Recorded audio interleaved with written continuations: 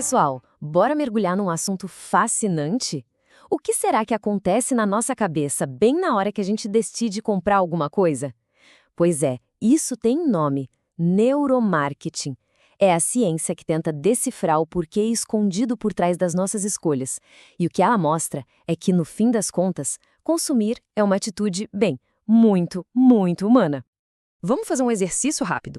Pense na última coisa que foi comprada. Foi uma decisão 100% racional, tipo planilha de prós e contras? Ou será que tinha algo mais ali? Sabe, uma emoção, uma intuição, uma influência que a gente nem percebeu direito? Essa é a grande questão que a gente vai investigar hoje. E olha, essa frase aqui, ela é matadora. Por trás de toda compra existe uma emoção, uma crença e uma história. É isso. Nossas escolhas não são só um clique num botão. Elas são a ponta de um iceberg, sabe? O resultado de uma rede super complexa de sentimentos, de histórias que a gente conta para si mesmo. Bora entender como essa rede se forma? Beleza, então, para começar, a gente precisa ir além do ato de comprar em si. Vamos descascar essa cebola e ver o que tem por baixo de cada camada, até chegar na origem da coisa toda. E a primeira camada, o que move tudo isso, é o comportamento humano. Mas espera aí, o que é comportamento de verdade? Não é tão óbvio assim. Vamos dar uma olhada no que define um comportamento quando o assunto é fazer uma escolha. Então, comportamento não é só a ação final, tipo, passar o cartão. É o processo inteiro. Essa mistura maluca de como a gente pensa, o que a gente sente e como a gente reage ao mundo ao nosso redor. Entender essa dança é o que revela o verdadeiro porquê por trás de cada clique, de cada produto que vai para o carrinho. E olha só que interessante essa sequência. Na maioria das vezes, a coisa toda começa com uma emoção. É tipo uma faísca. Essa faísca acende um pensamento que então vira uma ação. E se a gente repete essa ação várias vezes, pronto, virou um hábito, algo que a gente faz no piloto automático. É um efeito dominó perfeito. Tá, beleza, a gente já entendeu o processo. Mas como é que dá pra, sei lá, prever ou pelo menos explicar por que alguém escolhe A em vez de B? A psicologia nos dá uns mapas bem úteis para isso. Pensa neles como se fossem os sistemas operacionais que rodam por trás das nossas decisões. O nosso primeiro mapa é a teoria do comportamento planejado. A ideia principal aqui é simples. Antes de agir, a gente cria uma intenção. E essa intenção, claro, não aparece do nada. Ela é construída em cima de 3 pilares bem importantes. E os pilares são estes aqui. Primeiro, a atitude. Qual é a sensação em relação àquela marca? É positiva? Negativa? Segundo, a norma social. O que as outras pessoas estão fazendo? Os amigos usam? E terceiro, o controle percebido. Parece fácil fazer isso? É fácil de comprar? O preço cabe no bolso? Pensa num tênis que está na moda.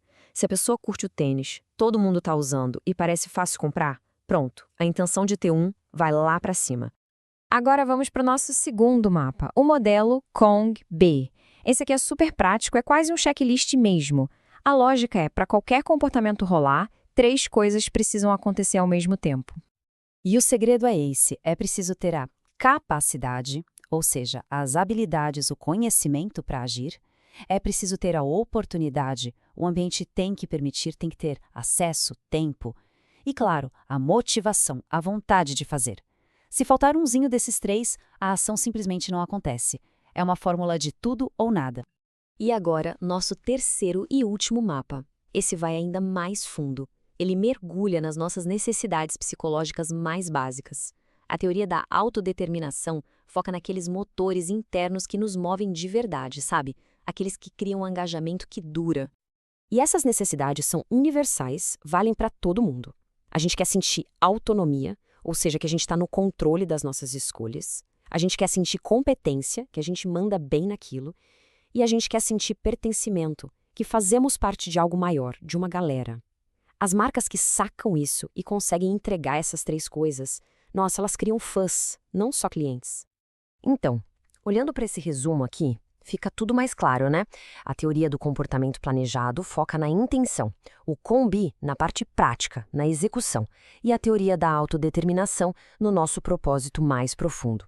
O legal é que elas não se anulam. Pelo contrário, juntas são como 3 lentes diferentes que a gente pode usar para analisar uma decisão por todos os ângulos, do mais racional ao mais emocional. Bom, agora que a gente viu os mapas, vamos para um outro nível. Vamos falar de como o nosso cérebro, que é super esperto e um pouco preguiçoso, cria atalhos para economizar energia. Afinal, ele não vai usar esses modelos complexos para decidir que meia vai usar, né? Na maior parte do tempo, ele pega um atalho. Esses atalhos têm um nome: vieses cognitivos. E aqui tem um ponto super importante. Eles não são bugs no nosso sistema, não são defeitos. Pensa neles mais como features, como mecanismos de eficiência que o cérebro criou para não pirar com tanta informação. O efeito colateral é que, bom, eles nos tornam bem previsíveis em algumas situações. E aqui estão alguns dos atalhos mais famosos. O efeito âncora, o primeiro preço que a gente vê, vira a nossa referência para tudo. O viés de confirmação, a nossa mania de só procurar informação que concorda com o que a gente já pensa. A prova social, que é aquele clássico efeito manada, sabe? Se todo mundo está fazendo, deve ser bom. E a escassez. A escassez. É só dizer que são as últimas unidades que, de repente, todo mundo quer. Certo. Depois de ver todos esses modelos, todos esses atalhos mentais, fica uma pergunta no ar, né? O que a gente faz com todo esse conhecimento?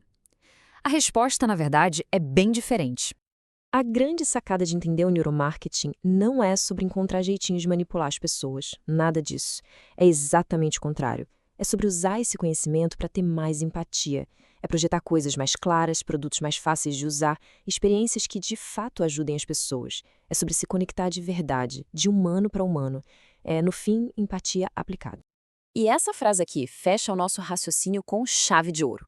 Compreender o comportamento é o primeiro passo para transformar conexões em significado. É exatamente isso. Quando a gente entende o porquê das pessoas, a gente para de só empurrar produtos e começa a criar conexões de verdade, com significado. E isso vale ouro, tanto para quem vende quanto para quem compra. E para a gente fechar, fica aqui uma provocação para pensar. Que novo hábito ou produto mudou completamente a forma como a gente consome nos últimos anos? Pensa aí. O que estava por trás dessa mudança toda? Foi uma nova atitude? Uma oportunidade que não existia antes? Ou será que foi uma necessidade de se conectar? A reflexão fica no ar. Valeu, pessoal, e até a próxima!